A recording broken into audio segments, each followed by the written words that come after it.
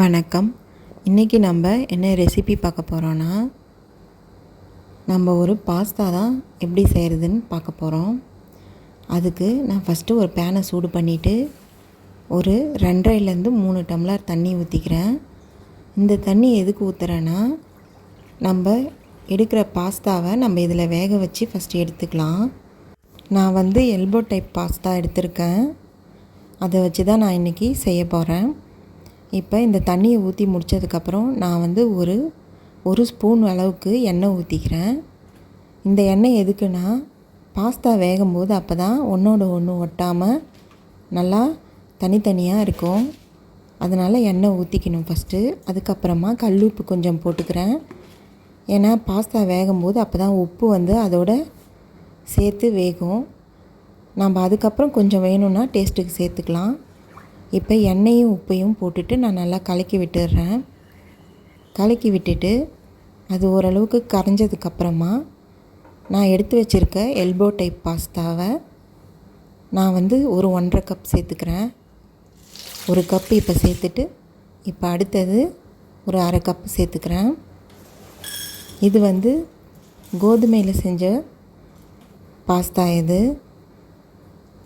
இந்த elbow type pasta நான் 1.5 cup சேர்த்துக்கிறேன். இதை சேர்த்துட்டு நல்லா கரண்டியால் நல்லா மிக்ஸ் பண்ணி விட்டுக்கலாம். இந்த பாஸ்தாவிலே நிறைய வெரைட்டிஸ் இருக்குது. மைதாவில் செஞ்சது, கோதுமையில் செஞ்சது, அந்த மாதிரி ஷேப்ஸும் நிறைய இருக்குது. ஷெல் டைப் இருக்குது, ரிப்பன் டைப் இருக்குது, அப்புறம் ஸ்பைரல் டைப் இருக்குது. இந்த மாதிரி எந்த வெரைட்டியில் உங்களுக்கு செஞ்சால் உங்கள் பசங்களுக்கோ இல்லை உங்களுக்கோ பிடிக்குமோ நீங்கள் அதை சூஸ் பண்ணிக்கோங்க. இப்போ பாருங்கள், இது ஹாஃப் குக் ஆகிடுச்சி. அதாவது பாதி அளவு குக் ஆகிடுது. கிட்டத்தட்ட ஒரு 10 நிமிஷம் ஆகிடுச்சி. நீங்கள் இது வெந்துடுச்சா என்னான்னு தெரிஞ்சுக்கிறதுக்கு ஒரு பாஸ்தாவை எடுத்து ஸ்பூனால் கட் பண்ணி பார்த்தீங்கன்னா தெரியும். டக்குன்னு ஸ்பூனால் கட் பண்ண உடனே கட் ஆகிடுச்சின்னா வெந்துடுச்சின்னு அர்த்தம். அப்படி இல்லை கொஞ்சம் கஷ்டமாக இருக்குது கட் ஆகிறதுக்கு அப்படின்னா இன்னும் ஒரு 5லேருந்து 10 நிமிஷம் வேக வச்சுக்கோங்க. தண்ணி சப்போஸ் ஃபுல்லாக இழுத்துடுச்சுன்னா நீங்கள் இன்னும் 1 டம்ளர் தண்ணி கூட ஹாட் வாட்ரு இது கூட சேர்த்துக்கலாம். இப்போ பாருங்கள், இது நல்லா ஹாஃப் குக் ஆகிடுச்சி. இன்னும் ஒரு 5 நிமிஷம் நான் வேக வைக்க போகிறேன். அதுக்கப்புறமா நம்ம இதை வடிகட்டி எடுத்துக்கலாம். இது குக் ஆகிடுச்சின்னா கலர் சேஞ்ச் ஆகும். அதை வச்சே நம்ம ஓரளவுக்கு கெஸ் பண்ணிடலாம். இப்போ பாருங்கள், 5 நிமிஷம் ஆயிடுச்சு. இப்போ நான் எடுத்து கட் பண்ணி பார்த்தேன்னா உடனே கட் ஆகிடும். இது நல்லா வெந்துடுச்சுன்ற ஸ்டேஜுக்கு வந்துடுது. இப்போ பாருங்கள், நான் உங்களுக்கு கட் பண்ணி காமிக்கிறேன். ஒரு பாஸ்தாவை எடுத்து இந்த அளவுக்கு நம்ம இப்படி வச்ச உடனே கட் ஆகிடுச்சின்னா நல்லா வெந்துடுச்சின்னு அர்த்தம். அவ்வளோதாங்க. இப்போ நம்ம பாஸ்தாவை எடுத்து நம்ம வடிகட்டியில் தண்ணியெல்லாம் வடிகட்டி எடுத்து வச்சுக்கலாம். இப்போ அதே பேனை சும்மா கழுவிட்டு பேனை சூடு பண்ணிவிட்டு நம்ம வெங்காயம், தக்காளி, பூண்டு, இஞ்சியெல்லாம் வதக்கிற அளவுக்கு தேவையான அளவுக்கு எண்ணெயை நம்ம ஊற்றிக்கலாம். நான் ஒரு 4 ஸ்பூன் எண்ணெய் போட்டுருக்கேன். நல்லா இந்த மாதிரி பேன் ஃபுல்லாக எண்ணெயை ஸ்ப்ரெட் பண்ணி விட்டுட்டு நல்லா சூடானதுக்கப்புறம் எண்ணெய் சூடானதுக்கப்புறம் நம்ம இதில் ஃபஸ்ட்டு கட் பண்ணி வச்சுருக்கிற பூண்டை சேர்த்துக்கலாம். நான் எல்போ டைப் பாஸ்தா எடுத்ததால் நான் எல்லாமே குண்டு குண்டாக தான் கட் பண்ணி வச்சுருக்கேன். அதாவது பூண்டு, இஞ்சி எல்லாமே பார்த்திங்கன்னா குண்டு குண்டாக கட் பண்ணி அதோடு சேர்ந்து கலக்கிற மாதிரி நான் கட் பண்ணியிருக்கேன். இதே நீங்கள் ஸ்பைரல் டைப்பு இல்லை போ டைப்பு பாஸ்தா எடுத்திங்கன்னா நீட்டு வாக்கில் கட் பண்ணிக்கோங்க. இப்போ பாருங்கள், நான் பூண்டை போட்டுடுறேன். இது கூட கட் பண்ணி வச்சுருக்கிற பூண்டை போட்டு நல்லா நான் வதக்கி விட்டுக்கிறேன். இப்போ அடுத்தது கட் பண்ணி வச்சுருக்கிற இஞ்சியையும் நான் இது கூட சேர்த்துக்கிறேன். இப்போ இஞ்சி, பூண்டு ரெண்டுத்தையும் நல்லா மிக்ஸ் பண்ணி விட்டுக்கலாம் எண்ணெயில். இது நல்லா வறுபடட்டும். அடுத்தது நம்ம ஒரு 3 ஆனியன் கட் பண்ணி வச்சுருக்கேன். அதே மாதிரி பொடியாக கட் பண்ணி வச்சுருக்கேன். அதையும் நம்ம சேர்த்துக்கலாம். சேர்த்துட்டு எல்லாத்தையும் நல்லா கலந்து விட்டுக்கலாம். இது நல்லா கலந்ததுக்கப்புறமா நான் ஒரு 6 தக்காளி பழம் பழுத்த பழமாக பார்த்து கட் பண்ணி பொடியாக வச்சுருக்கேன். அதையும் நம்ம இது கூட சேர்த்துக்கலாம். நான் வந்து இன்றைக்கி தக்காளி பழம் வந்து பியூரியாக நான் வந்து பேஸ்ட்டாக அரைக்கலை. நான் வந்து அப்படியே பொடியாக கட் பண்ணி தான் எடுத்திருக்கேன். இப்போ நான் வந்து உப்பு வந்து தேவையான அளவுக்கு போட்டுக்கிறேன். ஏற்கனவே நம்ம பாஸ்தாவில் கல் உப்பு போட்டுருக்குறோம். அதனால் ஒரு 1/4 ஸ்பூன் உப்பு போட்டுக்கலாம். வேணும்னா அப்புறமா கூட போட்டு நம்ம கலக்கிக்கலாம். இப்போ இதை நல்லா கலக்கி விட்டுட்டு நம்ம பொடியாக கட் பண்ணி வச்சுருக்கிற தக்காளியை நம்ம இது கூட சேர்த்துடலாம். இன்றைக்கி நான் தக்காளியை கட் பண்ணதை தான் சேர்த்துருக்குறேன். நல்லா பழுத்த பழமாக எடுத்துருக்கிறேன் நான். அப்போ தான் நல்லா மிக்ஸ் ஆகும். காயாக எடுத்திங்கன்னா கொஞ்சம் நல்லா இணைஞ்சி வேகாது. இப்போ தக்காளி பழத்தையும் நம்ம இது கூட சேர்த்து நல்லா கலக்கி விட்டுருவோம்.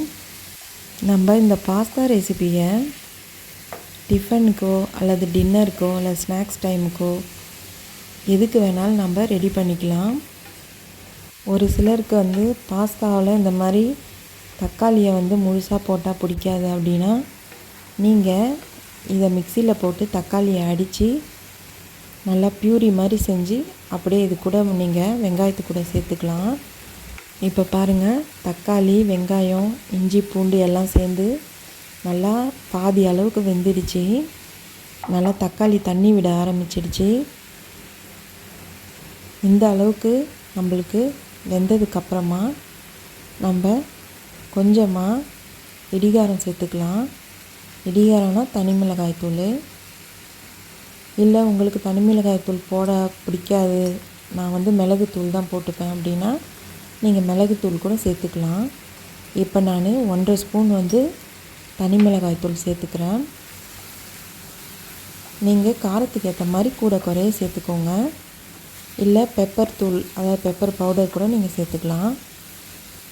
இப்போ இது எல்லாத்தையும் சேர்த்து நல்லா மிக்ஸ் பண்ணி விட்டுக்கலாம். இது நல்லா கலந்துடட்டும்.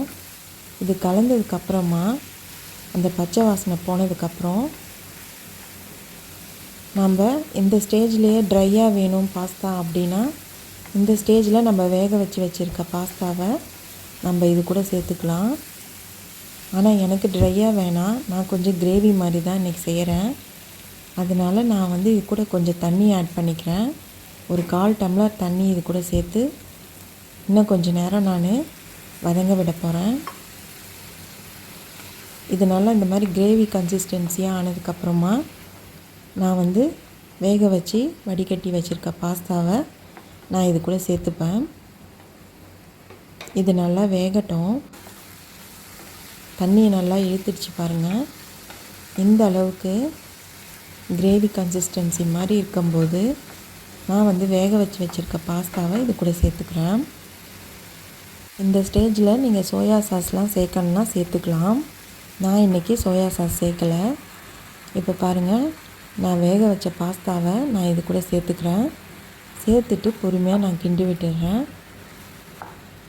நல்லா பொறுமையாக இப்படியும் அப்படியுமா கொஞ்சம் கொஞ்சமாக தள்ளி விட்டு கிண்டி விட்டுடலாம். இது நல்லா ஒன்றோட ஒன்று இணைஞ்சி நல்லா வர்ற வரைக்கும் நல்லா கலக்கி விடுங்க.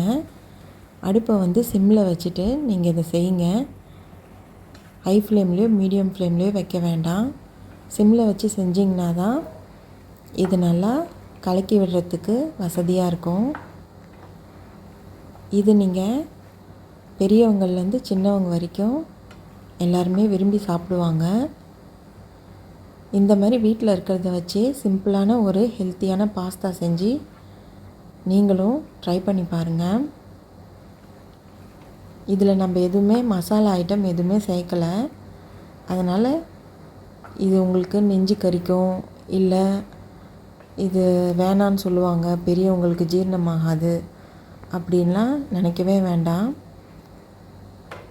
இப்போ பாருங்கள், நல்லா இணைஞ்சி கலந்து வெந்துடுச்சு.